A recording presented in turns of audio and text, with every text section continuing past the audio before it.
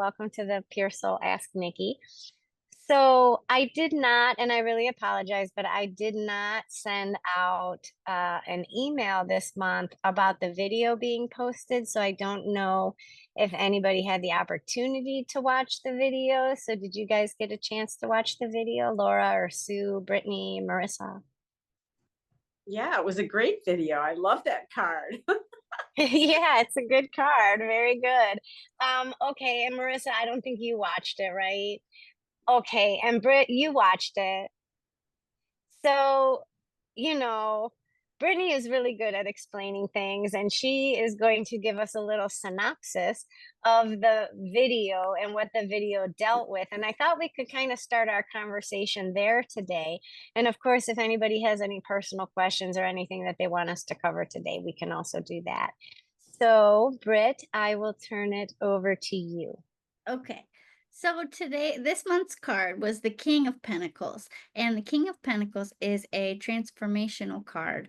I don't have my deck on me, otherwise I would find it. But the King of Pentacles is sitting on a throne, and he has walls all around him, and you can see his kingdom kind of behind him. And he's wearing a beautiful robe that has grapes on it, bunches of grapes all over the robe. And he has a giant, one massive pentacle that's like sitting on his lap. And so the interpretation of this card, it can mean a couple of different things, but the primary interpretation is of transformation. So what are you transforming in your life? What new beginnings are coming? What abundance is coming? And so from that, Nikki broke down a couple of different points about abundance. One of the things about abundance is that you can create abundance, and you can create this wealth that's represented by the pentacle on the card. You can create this wealth by being a conduit of energy. So you can be a conduit of the blessings that you have and the blessings you've received. And if you give them out, the universe will pay in kind, and they will give you back what you give out, right? Like you get what you give, sort of deal. So that's what that card can often signify. Another thing that the card signified was accomplishments and goals, right? This is a king. This is a king with a big pentacle sitting on his lap. So he's accomplished a lot. He's done a lot. And so how do you accomplish things? So another element of what Nikki talked about was creating small goals for yourself to create motivation and to create consistency in your accomplishment of a goal. And this allows you to build your self-definition, what you believe to be success. It helps you understand the battle between your humanity and your spirit, because your spirit will want to continue to do this goal that you set for yourself, but your humanity will be like, no, sit on the couch, don't go for a walk. Oh, you can do that tomorrow. You worked really hard today. But your spirit is the one that will build the connection with you if you continue with that consistency and you do bit by bit every day. So there are a couple of different meanings that came from the card. The last one is about transformation. So the king has all these bunches of grapes all over his robe, and we think about grapes and we think about the original form of grapes. They can become wine, they can become raisins, but when they become wine, they have to be totally transformed. They have to be destroyed. They have to be crushed. They have to be, run through a sieve in order to create this new thing. And so one of the blessings of this card is the invitation for transformation, and something that you may not even have thought of before, and something that's going to be radically different than the source product of what it was. So that was what the card signified today. How did I do? Wow, she's my daughter. So I'm very proud of you. That was a very nice summary and explanation. Thank you, honey. That was really beautiful. And so so she's right. That's exactly what it's about. And one of the things that I found really interesting about the King of Pentacles is it is about kind of diving into something that maybe just kind of shows up in your path, and it's something new and it's something that you've never done. And has that happened to anybody? I know with Brit, she's into astrology and she's been learning astrology, and it's kind of different from any path that she was on in her career and even in her personal life. I do like the spiritual work, but she kind of I'm not an astrologist. I didn't do astrology. I don't understand astrology. There's a lot of houses and things that I don't get or comprehend. And she kind of has dived into that and, learned quite a bit about it. So for her, the King of Pentacles would be a transformative thing. You know, Marissa, you're starting a new career focus at Northwestern and you're starting your master's, and that's a whole new perspective of everything, even the way they do homework and the way they meet and the responsibility on you in a master's program that completely shifts you out of, the thing that you're usually doing every day. So what we're looking for in this is, what is it that changes? What is that new inspiring thing that like you're prompted to do for yourself or in the world?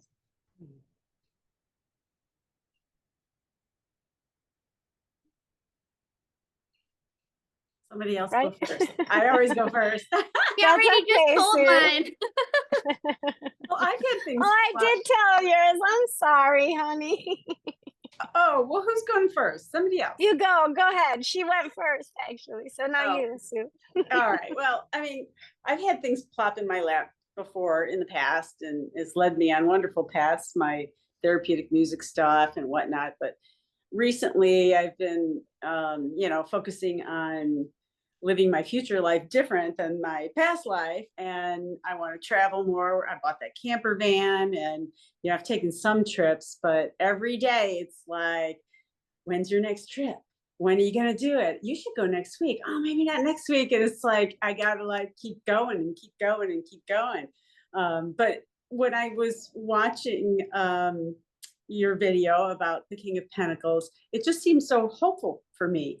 It's like, yeah, yeah, yeah. I'm on the verge of really making the change. I'm finishing up some last minute stuff around here, and in the last 2 years I've been going through some head stuff, and I just, it was very, very exciting to me. I feel like I'm on the verge of just completely doing something different. I don't know what it is yet, but it involves driving around the country in my camper van. That's awesome. I'm so Where is it excited. going to take me? Who am I going to meet? What am I going to do other than, see sights and whatnot? But yeah, it's just, I feel like there's something else coming, which is really exciting. And it's interesting because a lot of times, like, we'll feel the experience that we're having right now. We might feel, when we're initially in a new experience, we are so gung ho, we're so motivated, we're so inspired. We have a drive about us and we really dive in, we put our everything into it, and we might do that for a certain period of time. But when the universe kind of starts shifting in a way, you'll start to notice that that moment starts to dissipate. So your inspiration kind of dies down and you kind of get into this mode of that experience where it feels comfortable and it feels like you can do it. It's the same thing every day. Initially it was like, yes. And then it's like, okay, this is awesome. I can do this. But when the universe is getting ready for you to do something different, you'll start to notice a resistance within yourself about that thing that you loved that became so comfortable in your life. Hmm. And, people, it's hard because it could happen at work that you're like, I used to love this job. Like, what is my problem? I dread going to work every day. It's like a weight on my shoulders. Like, I can't wait to get out of there. And it really, like, you can tell that there's what's happening is this separation between the human self and the spirit self because the time is dragging and the time starts to drag. Sometimes you can go to work and you're having a great day and it's 10 o'clock in the morning and then you look and it's 2 and you realize you miss work or you miss lunch. And it tells you like, wow, my spirit self and my human self, we're doing the same thing and we're both invested in this thing that we're doing together. And that's how you know, because time just kind of goes really quickly when your body and your soul agree to the thing you're doing right now. And when your soul starts to pull back from that thing, you feel not as inspired or not as excited. You might start to feel tired when you're at work or when you're in that hobby that you used to love so much. And you can even feel like when your soul is not within your body, you do feel a sense of tired. And think about like at the end of the day when you're relaxing and you're kind of in that la la place, this is where your soul and your body is transitioning. When we go to sleep at night, we have no human recollection of what is happening to our body, what we're doing, what's going on around us. We're sleeping. We have no human consciousness. So we know that our soul is not fully present there. Um, when that starts to happen, it kind of people feel a lot of distress about those moments. And when I have sessions and their spirit tells me and shows me like, oh, they're doing great in their career, but I watch their spirit, their body and their spirit is like this, totally involved in this career, but then I'll watch their spirit kind of pull back a little and rise up. And that's how I know that this person is starting to lose like a motivation or a desire to continue whatever it is they're doing in that moment. Like, when does that pullback happen? And I try to make sure that they will understand that that's not like they're not crazy. It's just that things are aligning now in a different way. So now you become more of a follower, like, you're not, like, forging your career, right? You're following where it's taking you. So the resistance is kind of it's like a cue, it's like a hint. It's like, "Hey, this is happening. This is gonna start happening." And then you can really start to like the King of Pentacles, that transformation is happening, like, it is in the works, and that's where you get that hopeful feeling from, because when we're in that moment and we love it and we're in it and all of our motivation is there and our body and our soul is totally together, we self-define by that. That's who we are now we self-identify like that, and that's what we told everybody in the world that we are. This is who we are. And then the universe is ready for us to go to the next thing, and all of a sudden we don't like it, and then if we leave it, then who the hell are we? Because we based our self-identification on that. So I don't want anybody to get distressed about it because it happens a lot. And you'll notice it sometimes, depending where you put your self-identification. If it is very connected to like what you're inspired about, and that happens to be about work, then your work becomes your sense of self-identification. But when that work ends, it leaves you without this sense of self-identification. So what ends up happening is that every time you're going to have a major shift in your life and the universe is aligning you towards something different, you get on a bridge of hope. And that is these beautiful things. Like, I'm traveling around the world. Like, I'm totally going to learn about astrology. Like, I'm going to learn how to play guitar. I think I'm going to sew some curtains. Like, there's these little things that kind of inspire you. And you're like, yes, I'm totally going to do these things. And all of those things carry you to the next destination of whatever that is. When that occurs, it kind of splits into two things, right? Because you will be given a choice often when the world presents something to you and you're like, I love this. This is changing my life. I have to tell people about this stuff.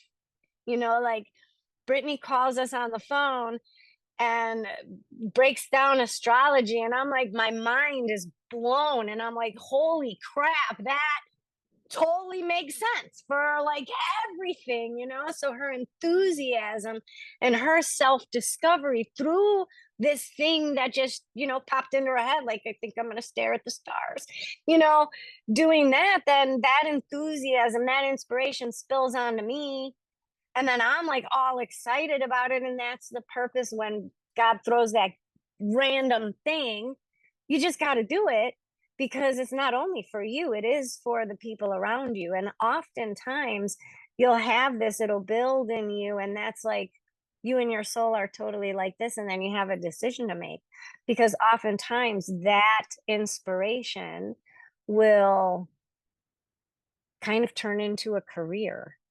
It will kind of turn into, some people, you could be an influencer, but you get kind of what I'm saying, right?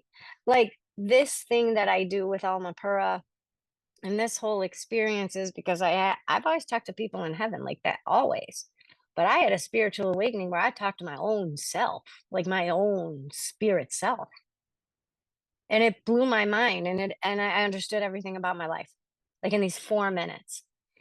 And ask the girls. I mean, Marty, you were only 8 months, but I wanted to share it with my girls, with the kids, with everybody around me. I was like, oh my God, I learned this thing about myself. And I was started to just wanted to talk about it to everybody so that they could understand it. And I did it for a long time, for 23 years before I ever charged money for it.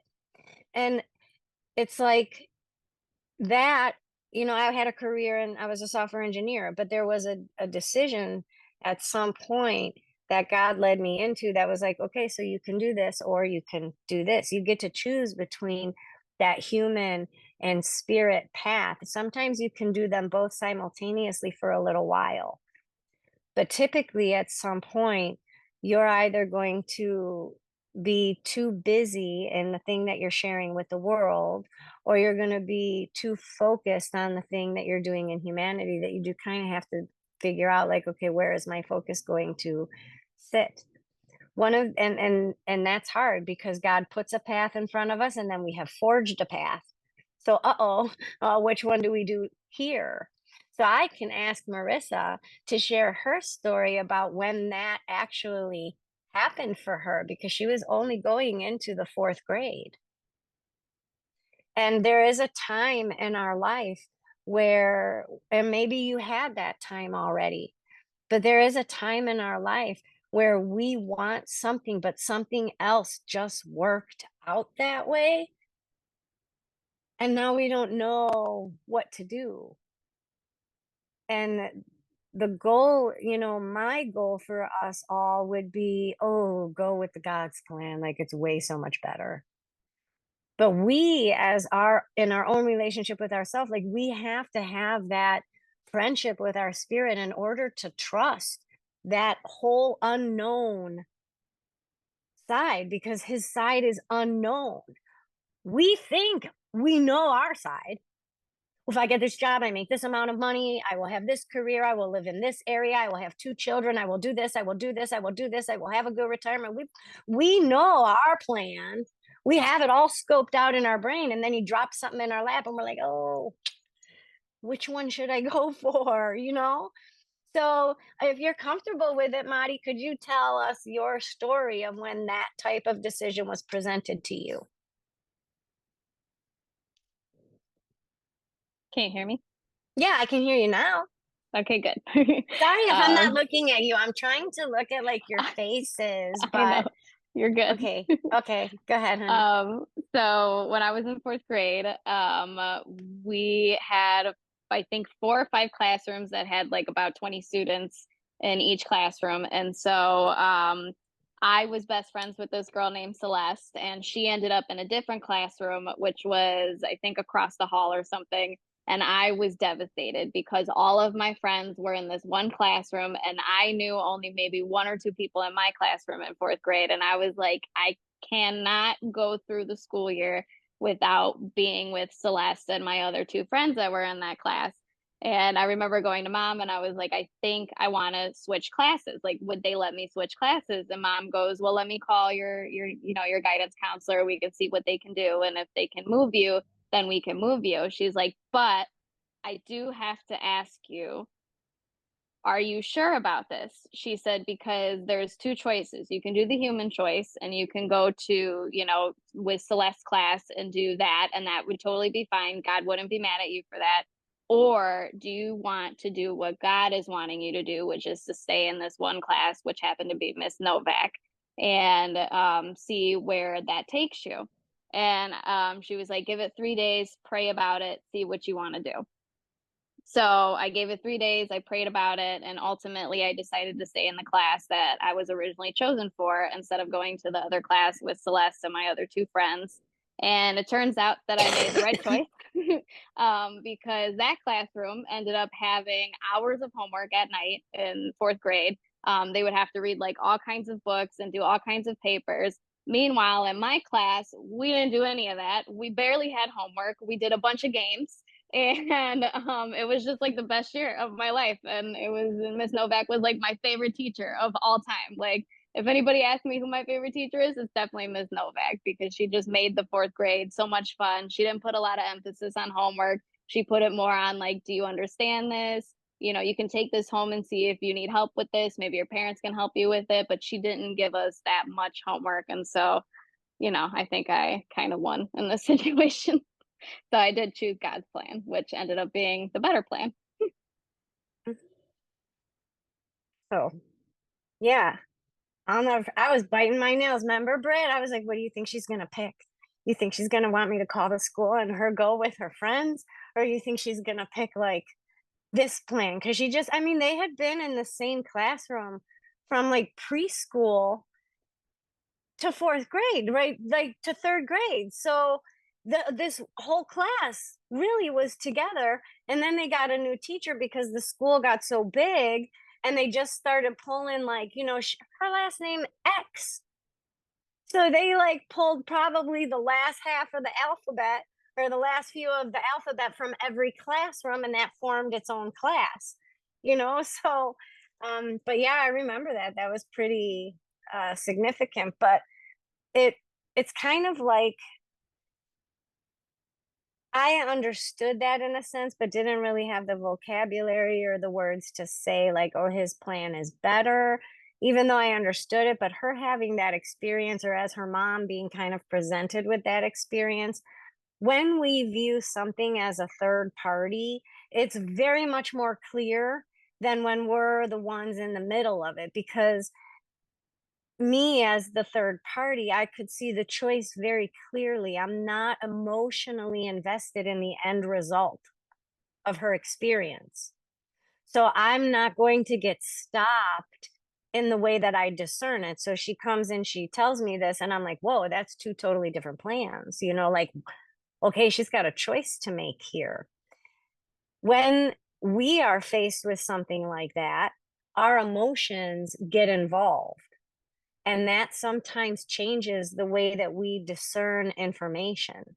So to kind of get around that or get clear of that, pick somebody that you unconditionally love, like your child, your grandchild, your parent, your best friend, somebody that you truly like, you would help them bury the body, like that much, right? Pick that person and give them the advice for your situation. What if it's their situation? What would you tell them to do? Because you love them unconditionally, now you've outlined the plan and the advice that you need to take for yourself, because it's so hard to unconditionally love ourselves. Right. And a lot of these choices, I'm her mom. She was a little girl. I could see the choice clearly. She didn't see the choice clearly.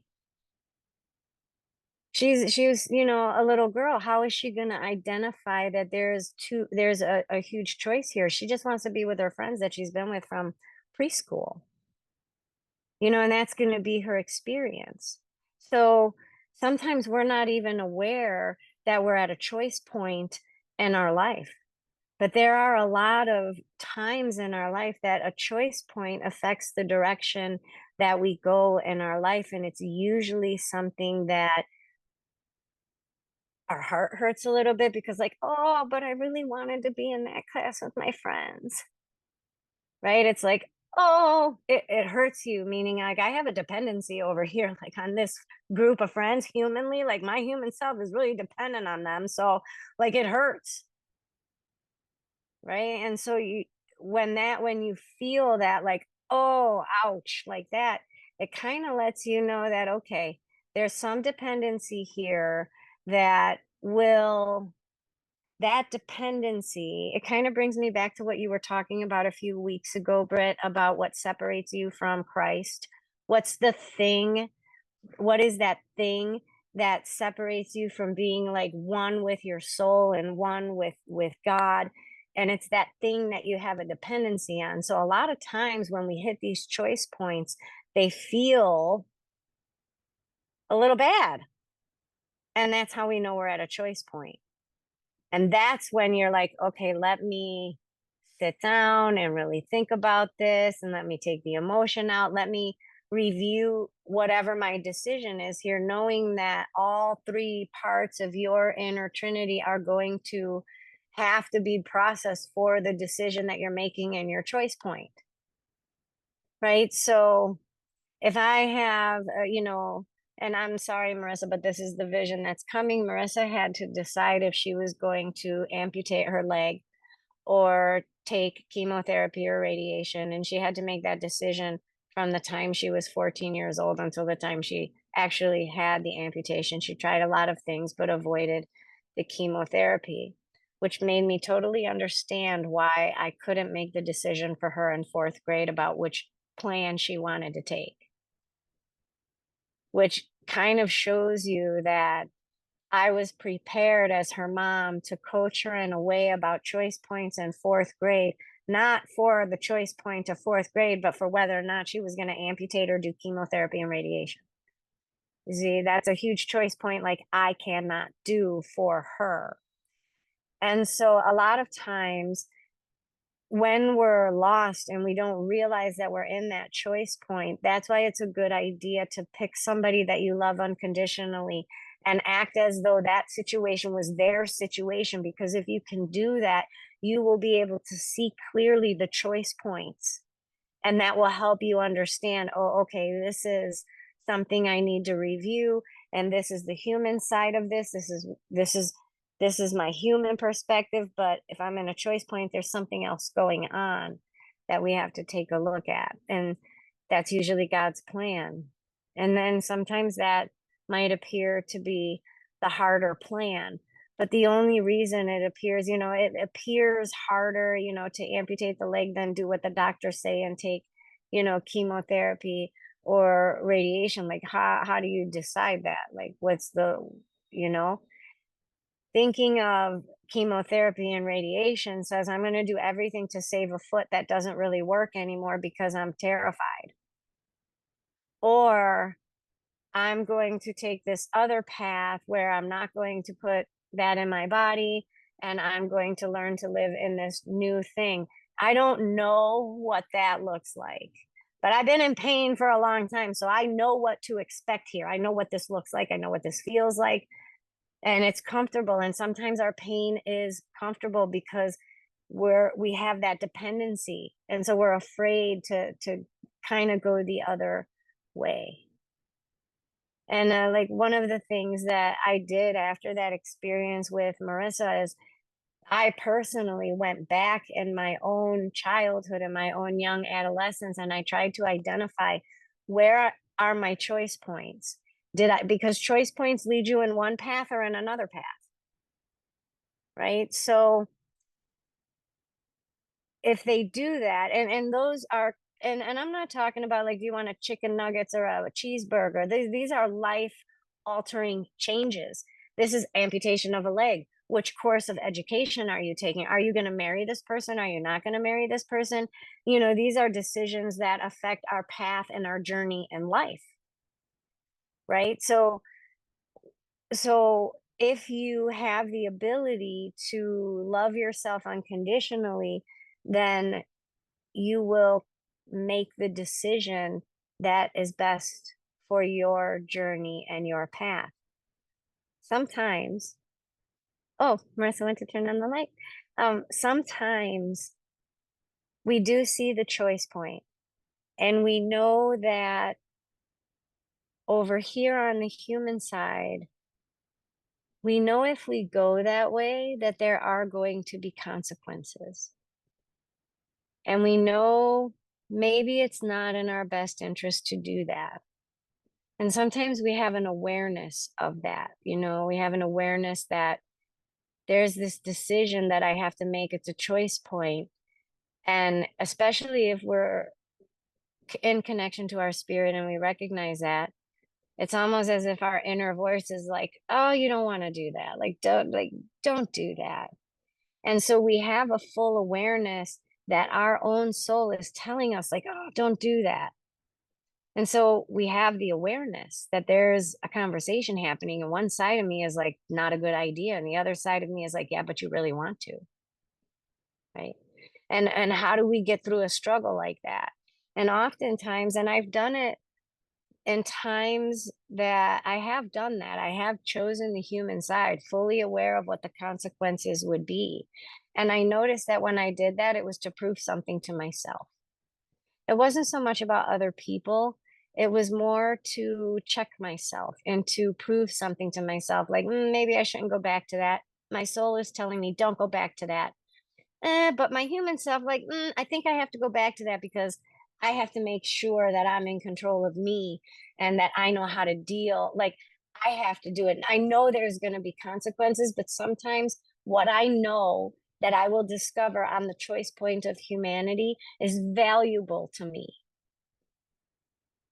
I'm looking for it. I know there's something I'm gonna if I know the consequences. So what is it that draws me there? And if I have an awareness that, you know, there is no bad decision.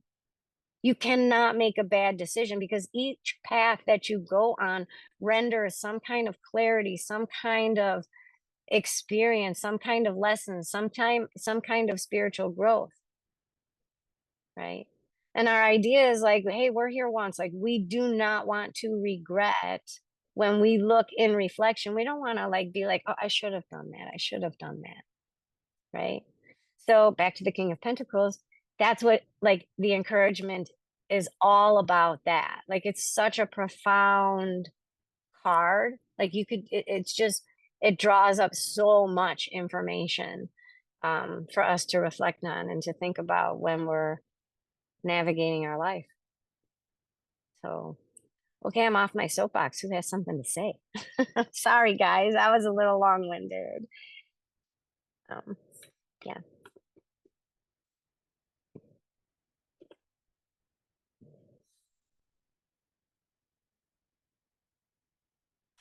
So, okay. Nikki, how do you know when it's, sorry, I've got something up on the screen. Okay. Okay. How do you know if it's God's plan or God or your own plan? Like, how do you know that there's really a choice there? Well, to know, it's a little difficult if you haven't. How's your dad, by the way? He's doing fine. Good. I don't know why, but the other day he totally popped into my head. And sometimes when he pops in, I'll have a reading with your son.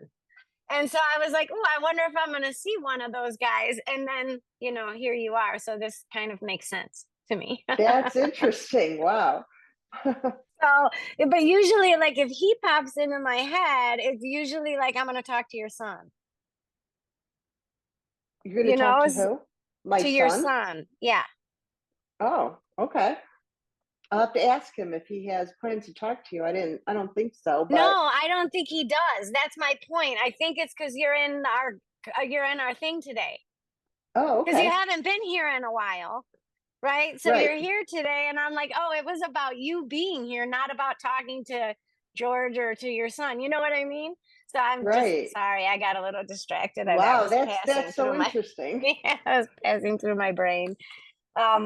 Okay. So I totally lost my train of thought. And how do you know? Okay. We all have that inner voice communication, but the reason that we have these inner promptings, these, like, you're sitting on the couch, you're watching TV, you're thinking only about the TV, do your laundry, pops into your head. It's inconsequential. Nobody cares if you do your laundry, but something told you to do it. And so when you get up and you do it and you obey it or you listen to it and you take action on it, it gets louder and louder and louder every time. It gives you this inner voice kind of communication. It could come as a feeling, it could come as a vision, it could come as an instruction in your brain, but you kind of know it's from your spirit because what ends up happening is there's a split. Like, your soul will interrupt whatever your human brain is thinking about to get your attention. So you'll be, in a thought process of something and something will fly in your brain, and that is your soul. So when you catch that thought and you actually take action on that thought, what starts to happen is it starts to separate because it's going to get louder and louder. And you're going to start to recognize the difference between your human thought process and this information that comes to you from your soul that most people call inner voice or inner communication.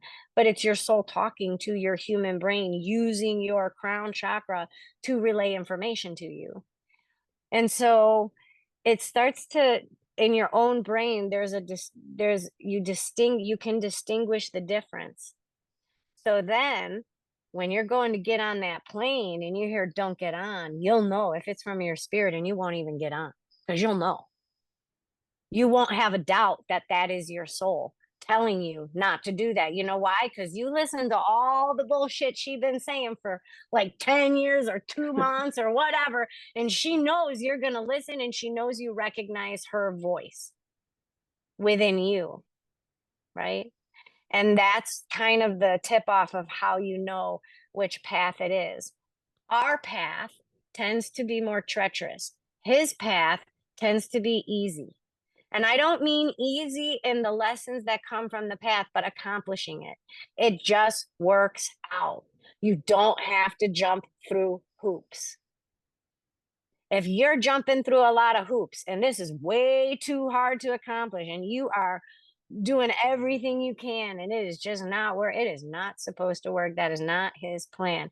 It's not, he has a path for us. He already knows which way we're going. So if we're struggling, that means we're not on the right path.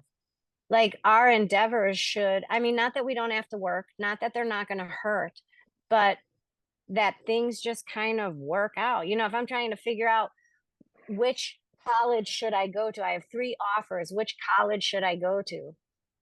My thing is, go to the one that is the easiest, not in the education, the one that causes you less stress. Maybe one of them is going to offer you a full ride. Maybe one of them gives you all living arrangements and food plan. Maybe one of them has a grant attached to it. Which one is going to make the process of attending and really giving it your all the least resisted path? That's the one that's open. Right. And so we can kind of gauge things based on our ability to go through the experience peacefully, because if we don't go through an experience peacefully, we cannot have joy. One of my friends was like, planning her wedding was hell. And that's what she'll tell you. She's like, it was hell.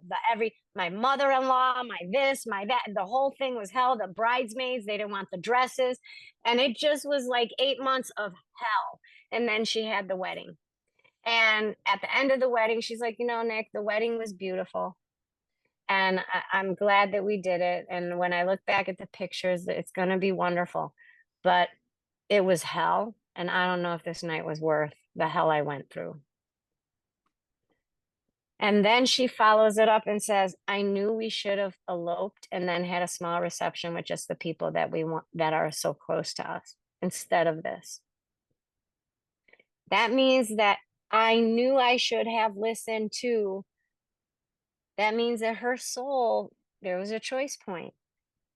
This is what's here. This is what's coming to you. Let's just elope and have a little party afterward.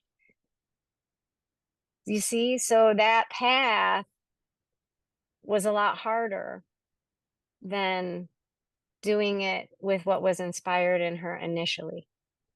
Mm-hmm.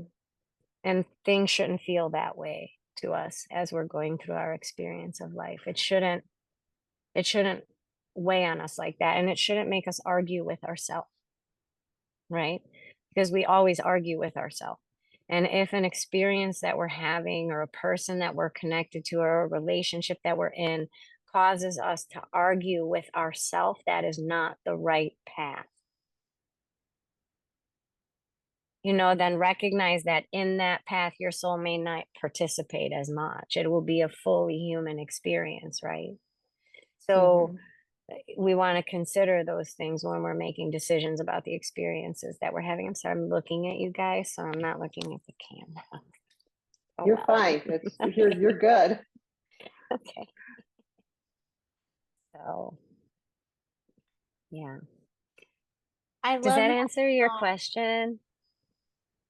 It did. And I think this is a really interesting discussion too tonight, because I've been kind of thinking about working less and semi-retiring. And so the whole thing really applies. That's great. Britt, are you on there? Where are you? Oh, were you? I thought you left, and then I kind of heard your voice. Okay, go ahead. What were you gonna say? I just had to feed the cats and wait. I was gonna say that I like what you said about that they're the right the right thing won't make you argue with yourself. And that you arguing with yourself is a really easy way to understand if there's like a dilemma between what is yours and what is your normal, or what you're supposed to do, or the natural thing, right? Like I'm thinking of a time when I specifically said I'm conflicted.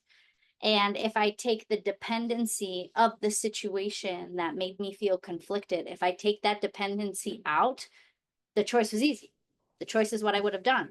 So it's about, in that moment when you say, oh, I'm conflicted, what are you conflicted between? And is it possible to remove one of those figures? And you can remove that factor, and then the choice is obvious, and it's obvious because it's easy, not because it's a sacrifice, then that's the choice that you should go with. And that might help you identify your dependency. It's the thing typically that like makes you freak out. Like I, like I had a friend that was very scientific and I am very spiritual.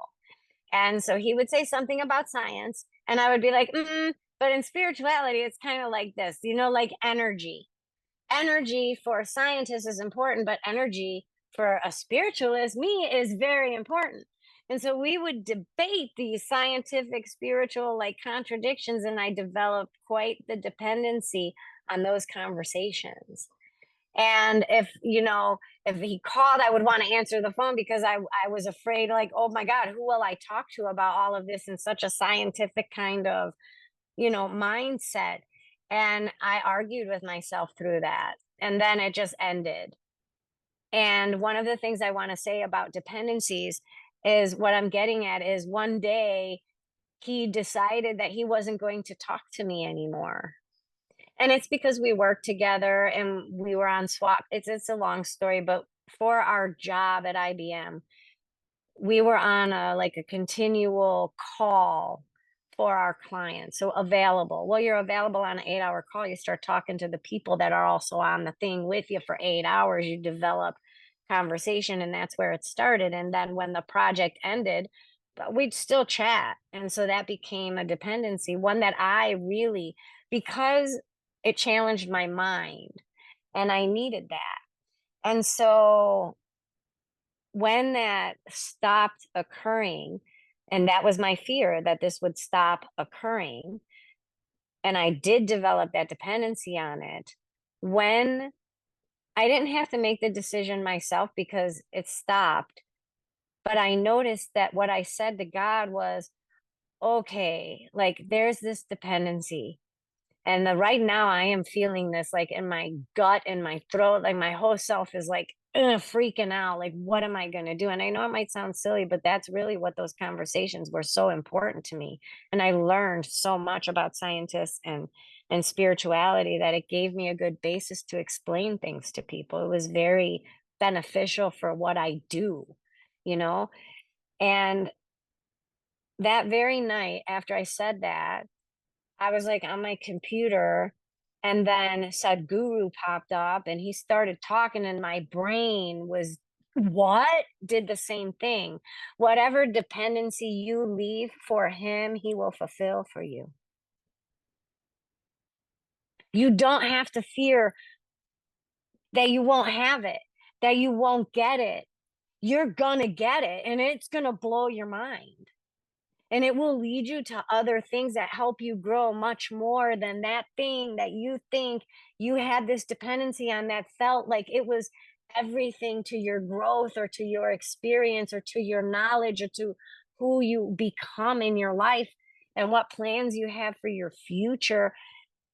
We hold on to that so much because what are we going to do? But when you give it away and you're like, okay, fine, I'm just going to give it to you. And then I don't know, but I need that. And then it is going to come and you're going to realize like, oh my God, why did I even freak out? Like, why didn't I just trust him to begin with? Like, that's the way it works. That's the way he created the universe. He did that. Like, why didn't I, duh? You know what I mean? And you'll find that you'll freak out about something. And then a year later or something, you look back and you're like, oh my God, I totally knew it. I don't know why I was worried about that at all. right? Because now you're looking back and you're like, oh, totally. But we can't see it when we're in it because we're emotionally invested in the end result because we have that dependency and we don't know where we're going to get it and we're desperate to have it. And we're afraid to leave it. Right? So it's really an incredible thing to understand. And when you get through it and you do recognize like, oh my God, I really like, it's fine. I literally have everything I need and grew up exponentially and developed new perspectives about how to even look at spirituality. You know, not that I changed my belief, but it was very confirming for me because they were saying things and I was like, oh my God, I learned that like 10 years ago. I'm not crazy. You know, it was very good for me. So you'll find that in that path, you really are healed. You have a lot of self awareness. And the step to get there is listening to do the laundry. Don't forget your sweater. You know what I mean? Give that poor guy $10. Like whatever it is that your soul prompts you to do, that's what you're gonna that's the first, that's how you get to where I'm talking about, like with your own self. And it's yeah, it's a fulfilling experience. And it's not that I don't get human and be like, holy shit, how am I gonna pay my mortgage? Like I do. And you know, I freak out and I catch myself freaking out. And I'm like, I know, like I don't know how you're gonna do it, but like I'll be excited to see how you do it. And then I am though.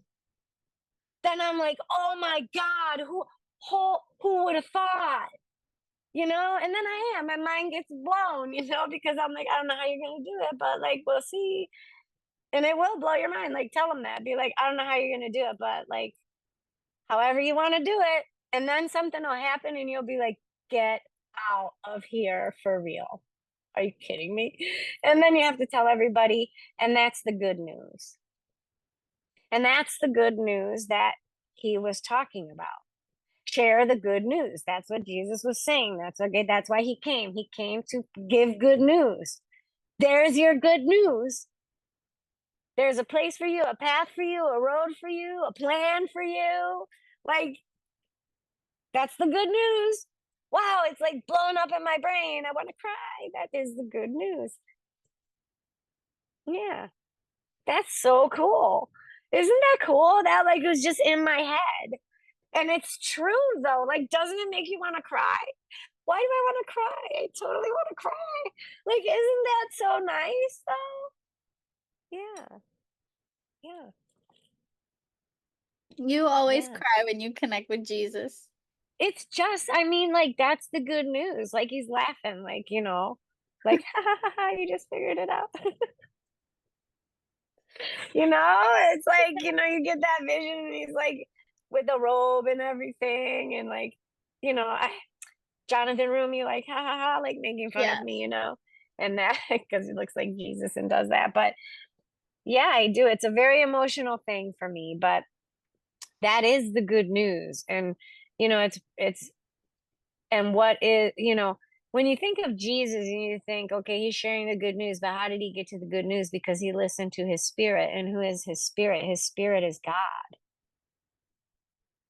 So when it says like Jesus is the way, the truth, and the life to God, and we're supposed to follow him and follow what he did, what did he do?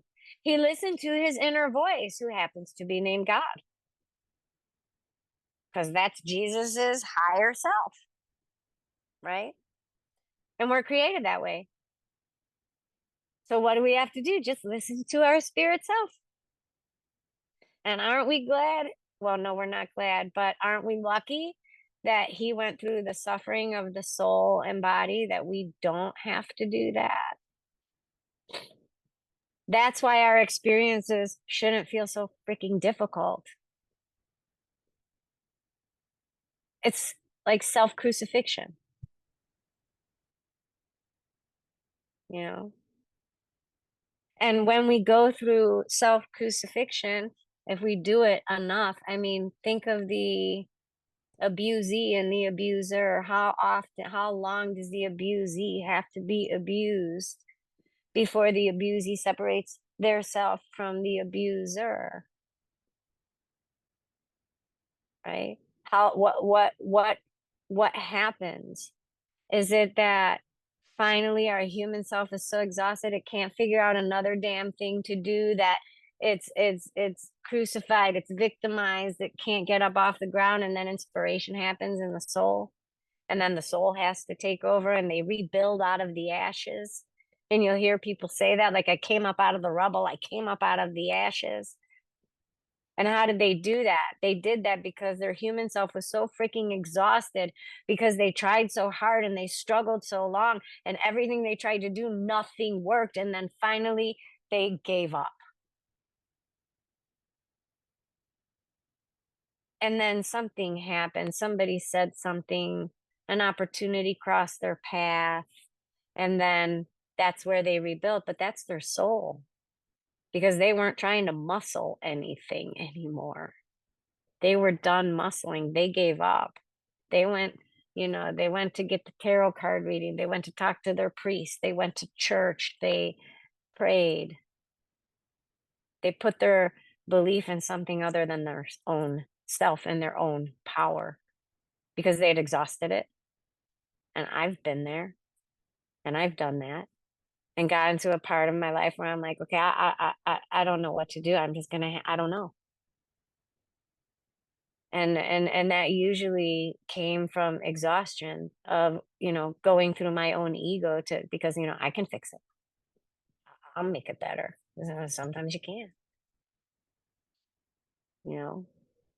So if we can learn how to respect that friendship and that relationship, and not put ourselves through so much difficulty on earth, it changes your experience in life. I mean, I remember telling Brittany one time, like, you know what pisses me off, honey? And she's like, what, mom? I'm like, that I can't be pissed off because somebody did or said something, and Brittany was like, aren't you pissed? And I'm like, I want to be pissed. I should be pissed, but I understand why that happened. And because of all of these things that I understand, I can't be pissed. And I'm pissed that I can't be pissed. And it was like, I couldn't be pissed at the person. I couldn't be pissed at the situation, but I was pissed that I couldn't be pissed, because I had been in that egoic ego for so many years. I didn't know what to do if I wasn't pissed. It confused me. Like, it confused. I didn't know what to do. No clue. So when those dependencies fall off, and like you start to become friends with yourself, ooh, you start to become friends with everybody else's spirit. Once you are friends with your own spirit, your one friend becomes two friends, her and her spirit. It's no longer like just that one person. You'll know, because you recognize your own separation of the self. You'll know when a person's spirit and body, when they're not having a good relationship with themselves, you'll know it. You'll see the separation, because you've already identified it within yourself. And in simplest terms, like before I go to do a session or a gallery, my soul leaves my body. It separates out. It just goes. I literally, like, I'm there and then I'm gone. And I'll be on the phone with the girls and they'll be like, did you just leave? I'm like, yeah. And Brittany will be like, yeah, I totally felt you leave. Meaning she felt my soul leave my body, and her and I are talking on the phone. So I'm going to let you tie it up with that, Britt, so you can just explain how that felt, or how that works for you, because that will happen. It happens to everybody. But because you know yourself, you can identify my separation of the self. So if you want to just touch on that real quick from your experience or perspective. Yeah, I've experienced that. Like, I feel like there are a couple different ways when you can feel someone's spirit dip out, and that is often where their priority is, right? Where your spirit goes, that's where your priority goes, that's where your energy is going. That's where, like, if that's what we're supposed to be aligned to, wherever your spirit goes off to, that's an instinct to follow it, right? Kind of tying back to what mom said earlier. Follow the thing that gets you excited. Follow that thing. That's spirit guiding you. So you can see it in a couple different ways. Have you ever been on the phone with someone, or you're talking to someone and they're like this and they're responding to you, but they're in here because they're being led here. That's where their distraction is. So they're not fully present. Sometimes when I'm on the phone with mom, I won't even know what her schedule is. Like, I don't know what her schedule is. I don't know when she meets people or what times or anything like that. But we'll be talking and I'll be telling her stuff. And it feels like this is what it feels like. I'm talking to her and imagine I'm mom.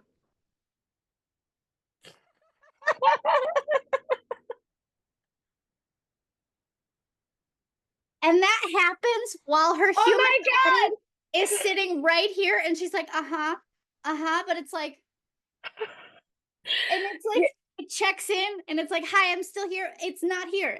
She's just being like, hi, I'm leaving, I'm going. And that's how I know I got to wrap it up. And it's not because mom is. Oh my God, but do you know what? But that is the best illustration of what it feels like to me. Yeah. Like Because that is amazing. That is literally like, oh my God, that is and hilarious. she keeps trying to refocus, but she can't. And at first I used to take it personal. I used to be like, oh, she doesn't want to talk to me. Right. But once I started to be friends with my spirit, I realized like, oh, she's gone. She's got other stuff to do. But just as often as I felt her spirit snap back in when I really need her, I know that if I need that, our spirits will respond to each other. But in that moment, I can see that separation and I'm like, oh, girl, you're good. I'll talk to you later. And I'll even say, I'll ask her, I'm like, oh, do you have a session? And she's like, yeah. And I'm like, what time is your session? And she's like, 15 minutes.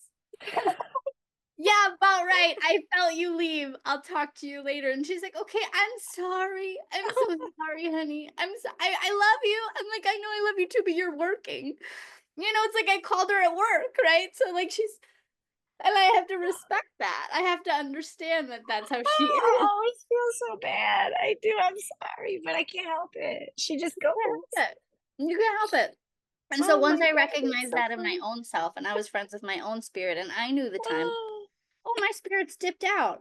I could see it from that perspective that she was talking about earlier. I no longer had a dependency on her attention because I understood that what was standing between her and spirit in that moment was me and my conversation. And so I could recognize that she needed to be one with her spirit. She had to drift out of frame too. And because I want to do that for myself, I make sure I make the space for her. And then I don't internalize anything. I don't take it personal. I allow her to give what she has. And I give what I have, right? This takes it all the way back to the beginning. Wow, look at this. What a callback. Right? The card that about is abundance. Give what you get. What do we get from unity with spirit? 100% attention. So what should we give? The opportunity for someone to have unity with spirit and 100% of wherever that attention is taking them. And so when I feel her drift, I'm like, all right, bye, mom. peace out. That's hilarious. Oh, that was so funny, Brittany. Oh my God. I'm gonna watch that later because that's hilarious. I'm gonna post this Ask Nikki just because of that. Just that, you frame, can just because flip that it. just explains everything about my whole life. I Yeah, love and you like so it's much. not That's like your crazy. tone of voice changes, and it's not like you stop responding. You do respond. You just respond from over here. But do you know, like for me, it feels like it's a long distance call. You know, like the Charlie Brown, and how it's like, so it takes a minute, and then I get it, and then I can come back with something. But there is a distance in Yeah. there, and that there is, yeah, it's crazy. It's crazy. So. All right, are we over? Are we This good? was Oh yeah, fun. we're right on time. This was so much fun, you guys. Thank Lots you of so fun. much. Thank Yeah, you. this was Nikki. really, yeah. Thank you. It was Nikki, good I to see just- everyone. Thanks. Go ahead. What, Laura? Nikki, I just have to say, I just love how close you are with your girls. That I just always am so happy to see the relationship that you have and hear your stories about your girls. Oh, they're awesome. I got really lucky. They are awesome. And you're an I was awesome trying mom. like give her some easy ones because she's, they taught me, just real quick. When Brittany was like 3 and I had the worst day and I went to pick her up at daycare And so we get in the car and I do the mom thing, like, hi, how was your day? Tell me about your day. And she starts telling me about all her day. And then she goes, how was your day, mom? And I don't know why, but like I told her the truth. And I was like, my day was awful and I feel this way. And I don't think I'm as smart as the other people at my job. And she goes, oh, mommy, tomorrow's another day. And pretty soon today will be over. And I was like, oh my God, it's my teacher. And it's like she was so little and she was so practical and grounded every bit of energy in me. And I took a lot of stock in the words she said when she was a little girl because the practicality in her brain like amazed me. And it was very earth, very, very like, it'll be fine. Like, don't freak out, mom. Even since she was a little girl, And then Marissa comes along and she's like, oh, no, no, you're going to have to stretch your spirit way up here and you're going to have to start talking to spirit. Like, when I had my awakening, I was holding Marissa in my arms. And I swear she triggered it because I could talk for 100 hours, but it was like both sides and my children were very represented. Like the human side and the practical side and the survival side and when her soul chose to come into my life, I was so young. We kind of grew up together. We went through times that were really hard together. And when Marissa came, it's like, okay, Britt and I made that human thing. Like we did it, like we made it, like we're doing it. And then Marissa comes along and she's like, yeah, but do you know what God said too? Like, check this out. And then we're like, oh my God, there's another side to the story, So it's kind of like we got that, we got very blessed with that. But okay, I'll stop talking. You guys, this was so fun. Thank you so much. Thank you. I love you guys and have a great rest of your nights. You too. Bye. Bye. Bye. Bye.